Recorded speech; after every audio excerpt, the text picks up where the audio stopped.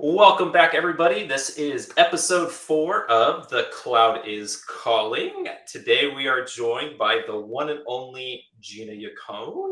Thank you for coming on today, Gina. I am fanboying just a tiny bit because I've been following Gina on social media for quite a while, and then you recently joined Trace3.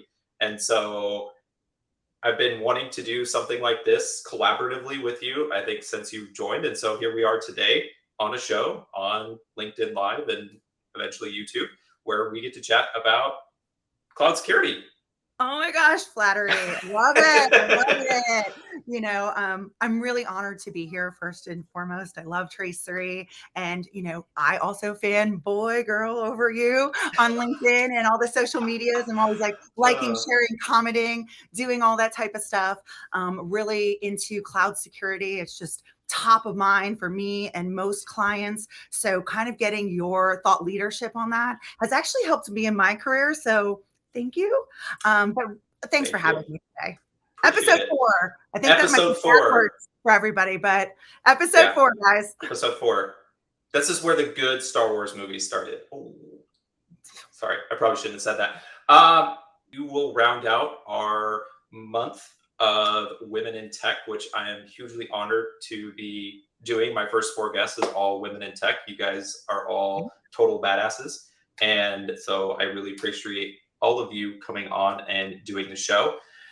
Getting into our topic for today, there are a lot of attackers out there, and it's really starting to look like our software delivery pipeline is becoming more of the focus for them. And we've seen this kind of new open entry point for a lot of organizations.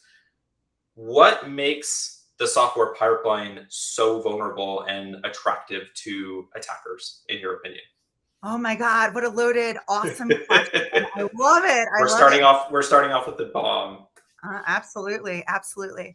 Well, I mean, of course, we've been seeing crazy supply chain breaches and all of that. And I think a lot of organizations have been, in a way, improving their cybersecurity posture over the years and kind of mastering certain domains like asset management, identity and access management. And, I'm sure that there's a lot of CISOs, IT directors that are like, I'm getting bored with that asset management and that identity and access management. I'm going to go over to the developers and see what they're doing. But thinking about maturing a cybersecurity governance program, and when you think about all the different elements, I think software development has always been an area that a lot of security practitioners have been a little bit weak at. So there's been, of course, a lot of big headline breaches. Of course, they're always over the holidays, and that's tiresome. Your staff, yourself, where everybody's burnt out from these constant Christmas time breaches, and a lot of them are dealing with supply chain. So, as such, the government started to kind of take notice, and so in addition to just the amount of money that organizations are spending to protect themselves and also improve their kind of SDLC process. We have in May of 2021 an executive order that was put out by the president, and part of that was specific on software development lifecycle. And in that direction, he kind of created some best practices that all organizations need in terms of their SDLC process. One of them will be like vulnerability management, just like traditional IT networks. Same thing with code, right? We have to do, great code. So he also kind of directed the NIST, National Institute of Technology, to create a new framework specifically in this domain. So thinking about that and thinking about those best practices, I think a lot of organizations are not, they're starting to try to create governance around this. And once they built that governance, then they can create maturities and KPIs and things like that, so that they don't think that the development team is the wild, wild west of their company. Does that make sense? Absolutely, that totally makes sense. And if he's watching, President, please call Gina. I think she'd be a great asset to NIST and then developing that new framework. No, I think you highlighted on a lot of good points. Yeah, I think Christmas time, holiday time, peak shopping. We've seen a number of, as you said, high profile breaches And that's where I think a lot of security teams are stretched their most thin because people are on PTO, they're spending time with their families. And so, yeah, that just seems to be a detonation time for a lot of these attackers to be, they're probably sitting in the network hiding and waiting for the most vulnerable time for a lot of these organizations. I mean, that Um, makes sense, doesn't it? Like in it terms does. of our holidays are different from their holidays. Yeah. People work on different hours. So why don't you attack us when we don't We're have most to do that? distracted, right? Yeah. Absolutely. And during the holidays, it's a stressful time of year. It's also the I'm hackiest I'm time of I'm year. I'm knee deep in eggnog, so yeah. It, I guess ultimately, right? All of that sounds phenomenal. Everybody wants to hear it, but if I'm the IT leader and I'm putting that IT leader hat on, why should I care about this? Like, what value, what justification should I be taking back to my leadership and to my organization as saying, hey, this is truly an area of concern and we need to address it and basically give me the here's why statement. Like, why should Mhm. they care? So, we should care because a lot of times applications that organizations have are their most coveted assets, the crown jewels of the company. And therefore, if that asset, which is usually created through secured or coding practices, you want to have a really nice product to either develop for your internal house and your externally facing customers. For those externally facing customers, you want to create a product that one is profitable for the company, of course, but also keeps your brand and your reputation really good. So you want to make sure that the product that you're producing is secure and that bad actors can't get in. So it's not just that your company and this crown jewel, this asset, which is this application that should be protected, but so making sure your company's protected, you want to make sure your customers are protected. You don't want this spider web that's kind of like, well, I got hit, so therefore this company got hit, and this company got hit, and this company got hit, and now everybody is trying to fix it. We want to try to do things, properly the first time. And there's been some advancements, of course. Software development has been around for a very long time. So, Mhm. but a lot of times I think it's more internal facing. And so thinking about that development of in your IT stack, where a lot of developers and IT professionals will say, "Oh, well, it's in our network; it's protected. There's a defense in depth there. Nobody can get in." However, that's not true anymore. These bad actors are getting really, really sophisticated. They're probably on your network. So thinking about that process has to be different. So before it might have just been internally facing applications. Now there's just so many externally facing applications. So when I'm speaking to boards, when I'm speaking to IT leadership, you really have to think about those anything that you are producing from an organization and think about its profitability and then thinking about what happens if that gets hit. What's that going to impact, like a business impact analysis, our company? And as such, man, if that's our crown jewel, we should be protecting it through the entire SDLC process. So when you're thinking about coding, we have to empower our developers to code and get the ability to, one, get enough time to code, look at that code, see how to make improvements. Maybe it's through peer review or testing to see, maybe that's a SQL injection they just wrote, or there's some type of element that from the MITRE attack that a bad actor can come in. So we have to empower our developers with learning capabilities as well as tools to see as they're continuously coding. If errors come up, allow them to fix it and create a really good product that we can be proud of at an organizational level. So I think that's, of course, it's money. So that's why IT professionals, directors, boards need to be really kind of tuned in to why it's important. But besides that, I don't think anybody really is wanting to write bad code or ugly code and kind of put it out there into the world.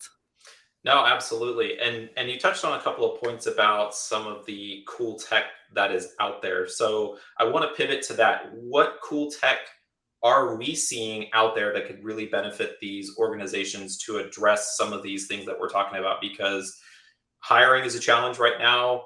We could potentially be facing a downturn.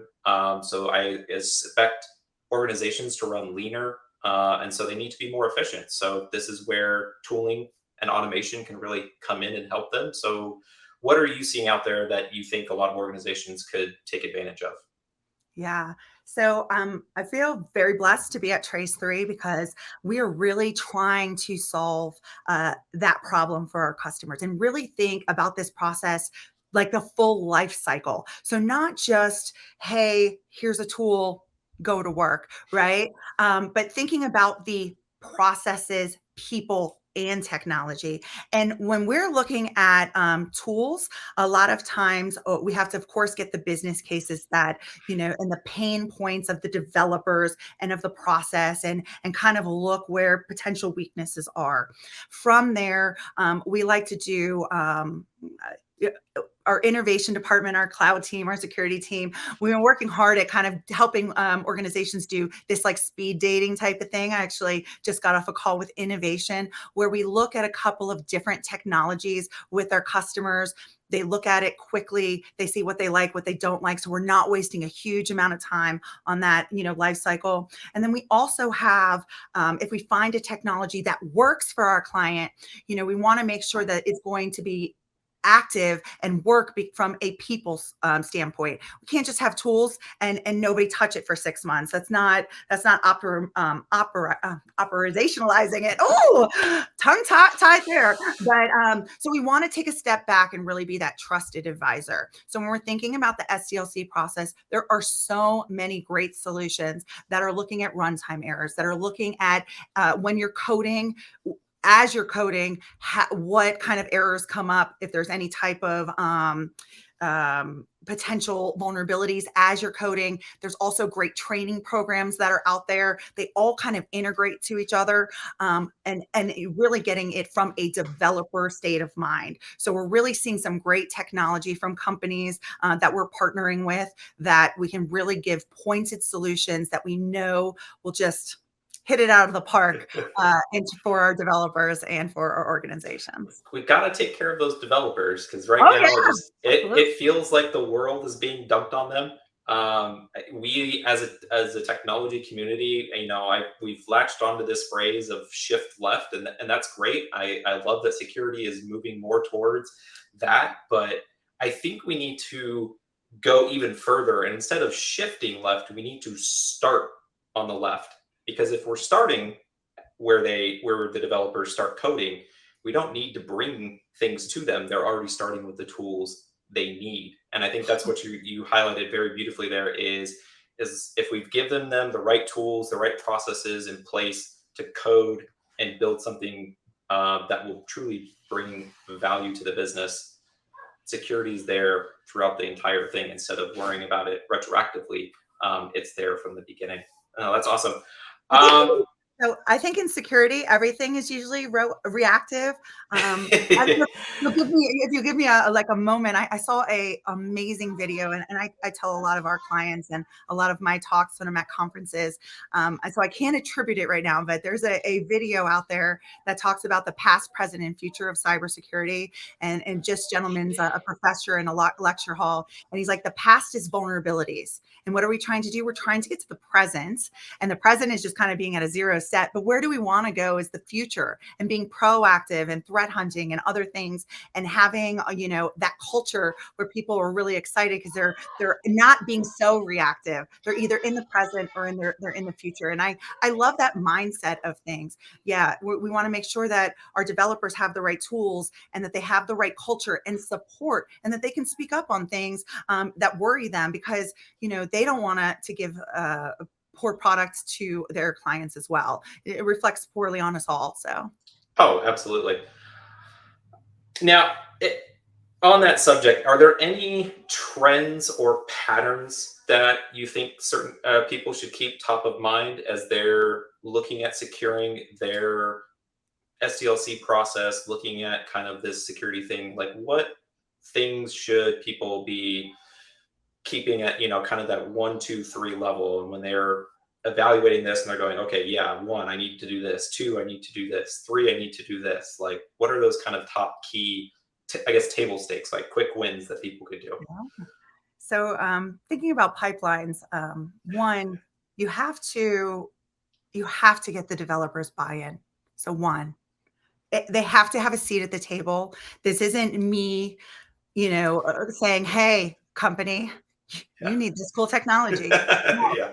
I mean, I would love to advise on it and explain the reasons why I think it's a great technology, but Yes. I'm not potentially in the trenches. So developers, because they're in these sprints, and they're so focused on what that sprint is, they have to also invest and have a buy-in in terms of the tools. So thinking about that culture is really, really important. You got to put people first here. So I think developers first is really, really important.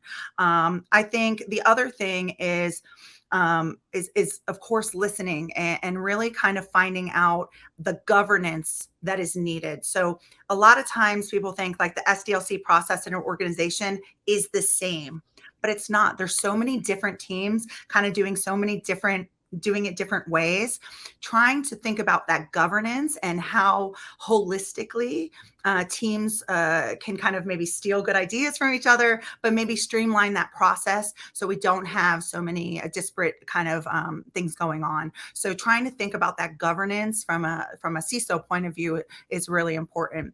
And then, 3 is, I think, to think about ways on how you're going to mature your program. So, of course, we think about, oh, we got a risk assessment every day, or we have this penetration test.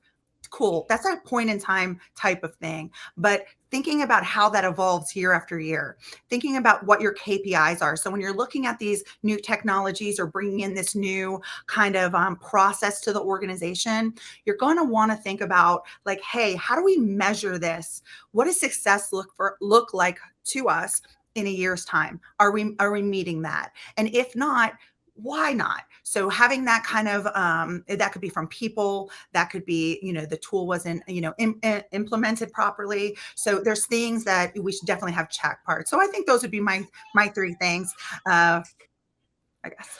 It sounds like you're a DevOps engineer. It's crazy. Oh my Lord. You made It's my almost day like now. it's almost like we're consulting that DevOps is a good practice. Oh my, you know what? There are 2 groups of people that I think are thankless. Those are my security analysts in the security operations center. So thinking Yep. about the clocks that are triaging those alerts, thankless job, right? From an Very. IT perspective, that's like the help desk. From the developer standpoint, developers hold my heart. It's thankless. It really is. So It is. really putting them forward is really important to me. We'll get them some t-shirts. Swag is always works. Always good for them.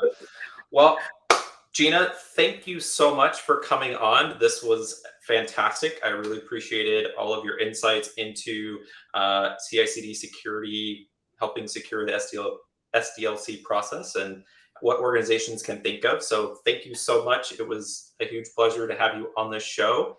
Um, Next episode, folks, that we've got coming up, we're going to be taking a look at cloud skills training with my good pal, and he'll tell you that I'm somehow his boss, quote unquote, Corey Knapp. So stay tuned for episode 5. We'll be talking about skills training. Any final thoughts, Gina, before we sign off?